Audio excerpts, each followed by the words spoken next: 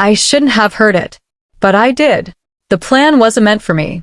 I was just passing by. The dining room door cracked open, and their voices spilled out like liquid fire. My name. The Christmas program. Laughter that didn't reach me. A surprise segment. A joke costume. A line about oil stains. They rehearsed it like it was Broadway, every beat sharper than the last. I froze, gripping the gift I'd wrapped for them, feeling the heat of the holiday lights burn against my cheeks while the cold towel pressed through my boots. Hours later, Mom called. Her voice trembled. "Where are you?" I didn't answer. I couldn't. By then, the real surprise was already on its way. It never started with Christmas. It started years ago, in the Reed house in Plano. Everything polished, perfect, but nothing ever landed soft. Symmetrical frames, gleaming floors, soft gold lighting, and a silence heavy enough to break bones. I was 18 the day I told them I wanted to study automotive engineering. I remember the smell of dinner, something buttery, something warm, and Dad, Daniel Reed, furniture mogul extraordinaire, setting the table. I spoke. He dropped the metal serving spoon. Clang. Louder than it should have been. Mom blinked slowly, the way someone buffers when the world doesn't match the script. Marlene, queen of charity galas and ironed family image, blinked like she was rewinding. Aaron, my older brother, medical resident, family trophy, looked down to hide a smirk. Belle, my younger sister, part-time dental hygienist, full-time lifestyle influencer, laughed outright. Quick, sharp, contagious. The spoon wobbled on the tile. I bent, brushed my fingers against the faint smear of oil from a spark plug I'd been working on. Silence filled the sentence they refused to say. That's not what our family does.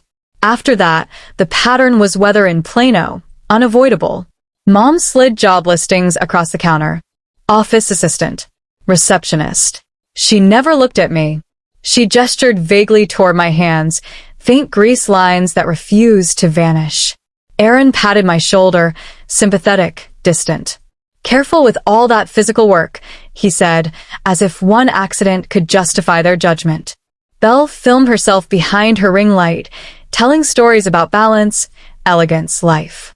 I passed behind the camera, and she wrinkled her nose for her audience. Oil fumes again, she'd joke. Her viewers filled the comments with laughing emojis. I stayed quiet. Always quiet. Quiet kept the house smooth. Quiet preserved their image. Quiet didn't get me cornered for tone, posture, presentation. The memory that stays with me is microscopic. Steam rising around my hands at the sink. Water running over an oil-stained crescent near my thumbnail. Behind me, laughter I wasn't part of. That was the moment I learned the house had rules for me, and limits I wasn't allowed to cross. Christmas Eve, I arrived early, carrying a small, neat box, a gift chosen after a long shift at the garage. The lights inside glowed like amber against the night. I should have felt warm. I should have felt home. But instead, my chest tightened. I never saw the twist coming. I didn't feel the cold until later. Not when it hit my skin. When it hit my understanding. Because that night didn't start on the porch, or at the gas station, or even at the half-open door. It started with the lie of the Reed house itself. From the street, winter dusk made the place glow, Texas suburban perfect, warm enough to fool anyone who didn't grow up inside its walls.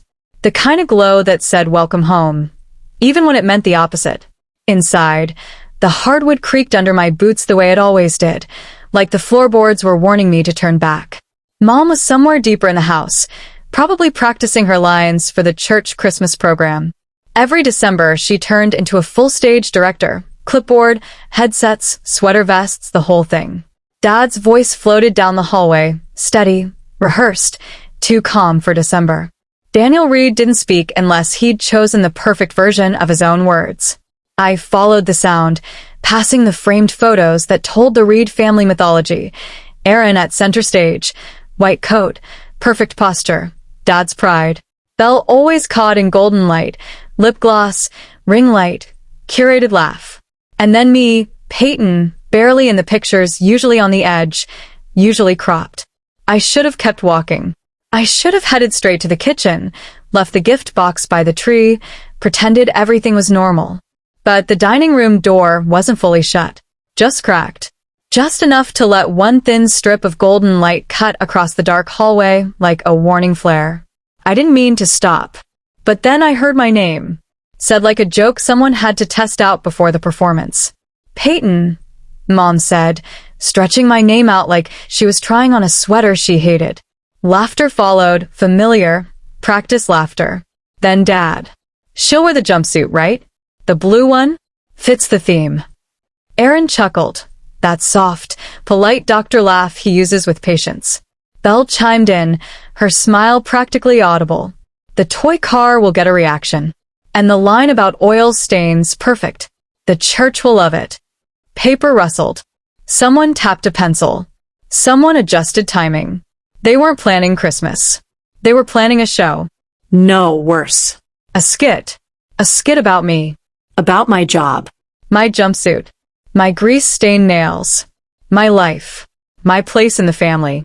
Then Dad delivered the line he'd clearly been sitting on, the grand finale of their little holiday humiliation. We'll read the will afterward. It'll land better that way. I didn't feel the floor under me after that. Didn't feel the box in my hands until the wrapping paper bent under my grip. Nobody inside paused. Nobody wondered why I wasn't laughing with them. Nobody sensed me standing right there in the crack of their golden light. I backed away quietly, keeping my boots silent, holding the gift like it was something breakable, because maybe it was me who was breaking. When I stepped outside, the cold wrapped around me. Not the sharp cold, no. The dull, heavy kind that crawls through layers and settles behind your ribs. I placed the gift on the wooden bench by the door. Smoothed the corner once with my thumb. Turned. Walked to my truck. Didn't cry. Didn't yell. Didn't give them the performance they'd scripted. The neighborhood Christmas lights blurred into streaks as I got onto the highway. My phone buzzed twice. Probably Mom's event committee reminding everyone to bring cookies for rehearsal. I ignored it. The only place open at that hour, the only place that didn't feel like it expected something from me, was a 24/7 gas station off the main road. Neon lights buzzing. Frost on the pavement. The kind of place that doesn't judge you for existing. I parked in a corner, killed the engine, and just sat there. Hands on the wheel. Breathing. Trying to understand how a family could plan something like that. The faint smell of motor oil drifted from the microfiber cloth in my jacket pocket, the one that had followed me through years of late-night shifts and emergency call-ins. For the first time, I felt grateful for the scent. It reminded me I belonged somewhere, even if it wasn't with them. I grabbed my phone. Not to text my mom. Not to beg for an explanation. I called Noor Patel, my CPA, my closest friend, my one consistent truth since I opened the garage at 21. She answered on the second ring, her voice steady in a way that made me swallow hard. You okay? I didn't say yes. Didn't say no. Instead I said, can you check the lease folder for the LLC? My own voice startled me. Flat. Controlled. Calm in a way that felt dangerous. Noor paused, probably clicking into the secure folder on her laptop. And that, right there, was the moment everything started to shift. I didn't understand the power of silence until that night. Not the silence in my truck, the silence in myself. Because when Noor whispered, Peyton, are you sitting down? I wasn't ready for what she was about to dig up. Neon lights flickered across the wet concrete outside the gas station, buzzing like some tired Christmas angel on its last battery. I watched the colors stutter, while Noor scrolled through files on her end. Okay, got it, she said. Why do you want the folder open? It's nothing, I lied. Just open it. Then came the pause. Scrolling. Stopping. Scrolling again. And then, Peyton, you need to look at this. Right now.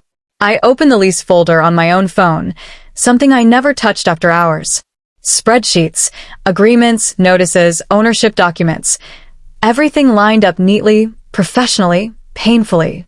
My stomach tightened before I even clicked the file. It was the lease for the Plano commercial property. The showroom.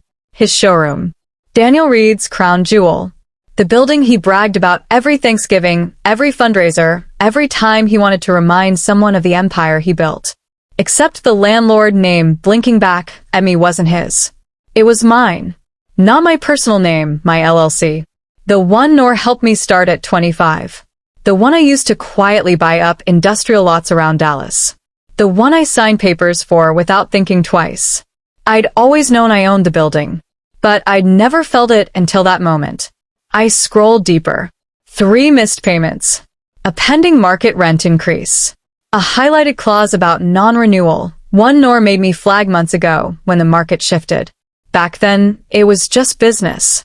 Tonight, it was a blade slicing clean through years of family pretense. They're using your property, Nor said softly. And they're behind. I leaned back, letting the seat hold me the way no one in that house ever had. The neon light hummed above my windshield, cold and steady, like it had all the time in the world to watch me figure out the truth. I didn't speak, not because I was shocked, but because it felt like something inevitable finally surfaced. What do you want to do? Nor asked. I stared at the rent calculations she'd scribbled in the margins months ago, at the overdue notices I hadn't sent, at the templated documents waiting for my signature. The answer rose in my chest, clear and sharp. Everything by the book.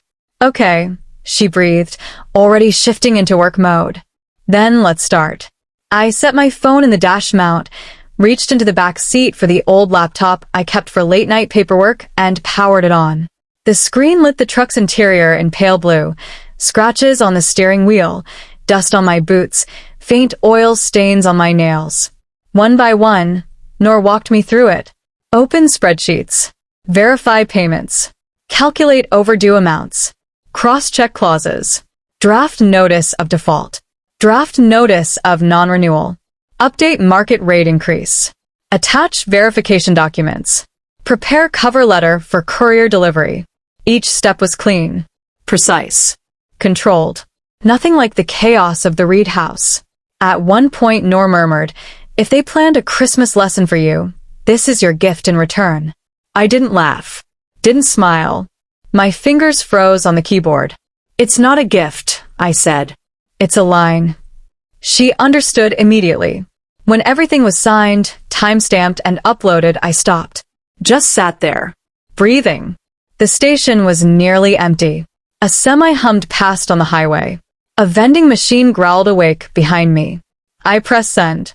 The courier confirmation pinged, a soft, decisive sound. I closed the laptop, wiped my hands on the familiar oil-stained cloth, looked out at the highway stretching ahead like a promise. This time, I said it out loud. I won't fix what they've broken. And while the courier drove toward the Reed house, Christmas Eve at the church was already taking shape. Soft lights, poinsettias, camera crew setting up as if the Reed family were the stars of some holiday movie they wrote for themselves. Some cracks don't make noise when they split. They just open. And everyone pretends they don't see it until the floor caves beneath them. That's exactly what happened when the courier, my courier, walked into the most polished hall in Plano. And the Reed family didn't even feel the quake until the envelopes touched their hands. Christmas Eve at the church wasn't a service. It was a production.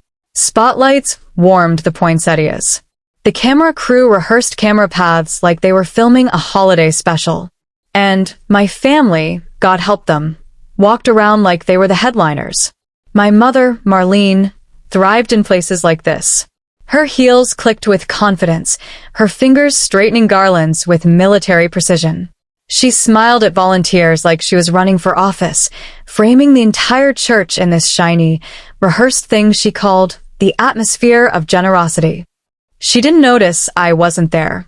Not at first. Probably not at all. Inside the banquet room, early relatives were settling into round tables covered in Fosno centerpieces and burgundy napkins.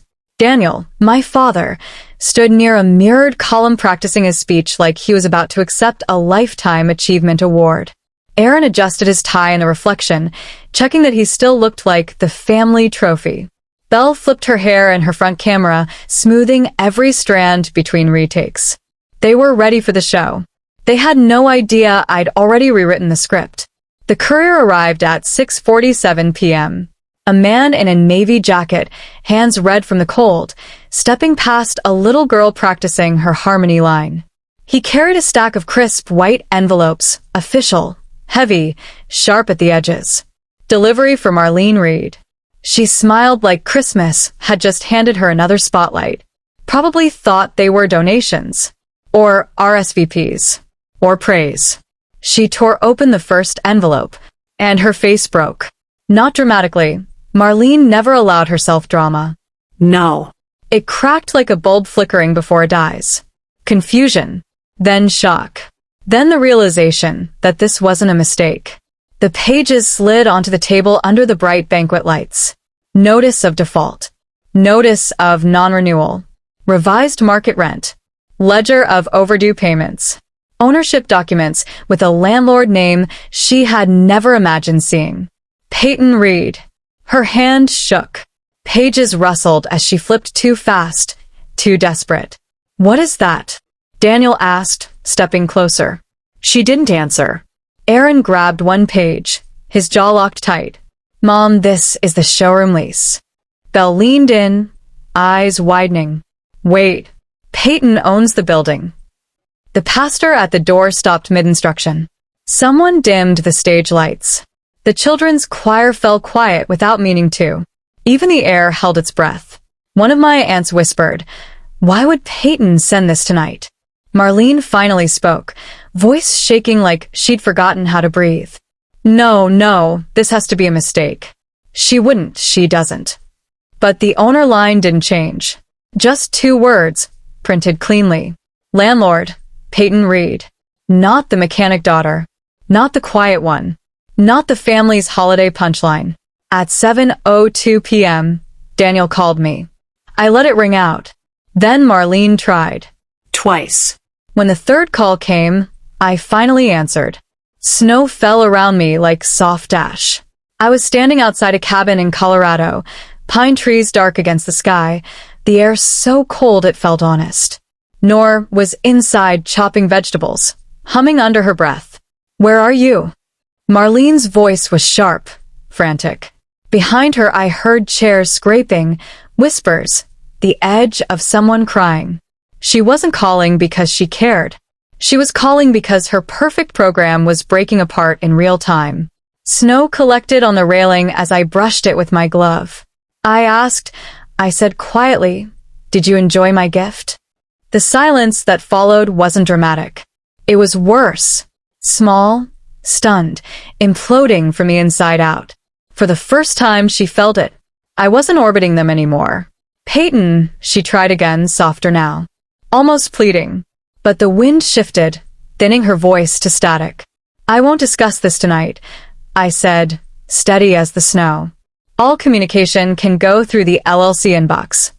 Her breath caught, sharp, brittle, like something inside her finally cracked. Maybe the hardest part wasn't hanging up on my mother. Maybe it was realizing how quiet my life became once her voice wasn't in it. But that revelation shows up later. Long after the snow. Long after her panic. Long after the Reed family realized the daughter they mocked had just rewritten their entire Christmas program with a single signature. What happened right after the call didn't feel victorious. It felt still. The phone was cold in my hand. The kind of cold that doesn't numb you, just reminds you something irreversible has happened. Inside, Nor tossed another log into the fireplace like she'd done it 1,000 quiet mornings before. No questions. No probing. Just her warmth moving through the cabin, steady and gentle, like she knew the storm inside me better than the one outside. And still, I didn't rush inside. I stayed on the porch, letting the snow settle on my coat, listening to my breath scrape in and out. It was the first breath in years that didn't feel borrowed. The morning after Christmas didn't roar awake like it did in the Reed house. There were no choreographed decorations, no spotlight-ready laughter, no dramatic sighs drifting through hallways like stage cues. Just a dawn so silent it felt sacred. A porch. A mug warming my palms. A sky heavy with untouched snow, smoothing every rough edge the world had left the night before. My boots made the first marks in it. Not my mother's rules. Not my brother's expectations. Not the family's running joke about their mechanic daughter. Mine. I didn't check my phone until almost noon. One email. From Daniel. No, we need to talk. No guilt-wrapped paragraphs. No emotional bargaining draped in fatherly authority. Just business. Terms. Contacts. Transfer timelines. The first time in my life, he addressed me like someone with power. I replied in the same cold, professional cadence. Vendor to vendor. Landlord to tenant. Then I shut the inbox like closing a door no one realized I had the right to lock. The rest of the morning moved in small, grounding ways. Clearing the railing, stacking firewood, fixing the loose hinge on the cabin door. Repairs that didn't require me to shrink, apologize, or twist myself into something softer for someone else's comfort. The kind of repairs that stay fixed. The sun crept higher, catching the tiny crescent of oil beneath my thumbnail, a stain from the night I walked out of their house for good. In Plano, they laughed at that mark. Out here, it looked like proof. Proof that the life I built with my own hands finally mattered more than the one they kept trying to script for me. And standing there, boots sunk into a field of untouched snow, I understood something simple and sharp. Boundaries aren't walls. They're exit routes. They're the line between who you were and who you're finally allowed to be. Distance isn't cold. Sometimes, it's the warmest thing you can offer to yourself. Out there, with the quiet wrapping around me like a blanket I didn't know I needed, every footprint behind me disappeared under the new snow. A clean slate. A life no longer orbiting theirs. And for once, the silence didn't feel empty. It felt earned. If this story hits a place you don't talk about, Stay close. the next chapter digs deeper into what happened when my family realized I wasn't coming back.